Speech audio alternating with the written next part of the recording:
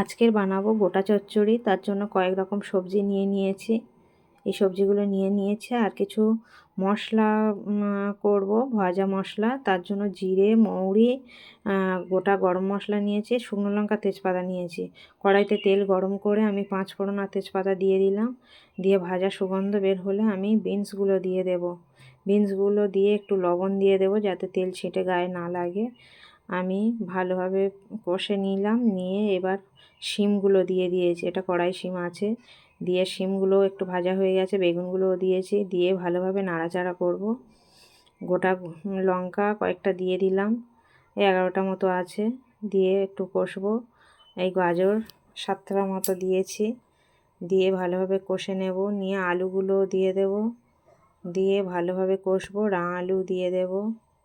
সব সবজিগুলো ভালোভাবে কষতে হবে। আর কড়াইশুঁটিও দিয়ে দিলাম। দিয়ে আমি আদা বাটাটা দিয়ে দিলাম। আদা বাটাটা দিয়ে আমি ভালোভাবে সবজির সাথে কষে নেব। নিয়ে পরিমাণ মতো লবণ দিয়ে দেব। দিয়ে পালং শাকগুলো কেটে ধুয়ে রেখেছিলাম সেগুলো দিয়ে আমি একটু চাপা দেব যাতে পালংটা মজে যায়। বেশ মজে গেছে। আমি উপরে লাউ ডাঁটা, এটা নিয়ম তাই খুব অল্প পরিমাণে দিয়েছি। আর সজনে ফুল আর কুঁড়ি দিয়ে দিলাম কিছুটা। দিয়ে আবার একটু ঢাকা দিয়ে দেব। ঢাকা খুলে দেখব। আর একটু সবজিগুলো উলট পালট করে দেব। উপর নিচে সবজিগুলো উপরে দিয়ে দেবো, আর উপরে সবজিগুলো একটু নিচে দিয়ে দেবো। লঙ্কার গুঁড়ো দিয়ে দেব।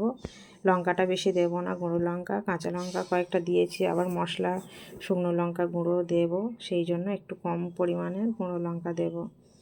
দিয়ে আবার একটু কষতে থাকবো যাতে কড়াতে না লেগে যায় চচ্চড়ি। নিয়ে এই ভাজা গুঁড়ো মশলাটা দিয়ে দেব উপর থেকে। দিয়ে সব চচ্চড়ির সঙ্গে মিক্সড করে দেব ভালোভাবে সবজির সাথে। উলট পালট করে একটু সব দিকে যাতে মশলাটা যায়, একটু ভালোভাবে নাড়াচাড়া করে নেব সবজিগুলো। ব্যাস রেডি গোটা চচ্চড়ি।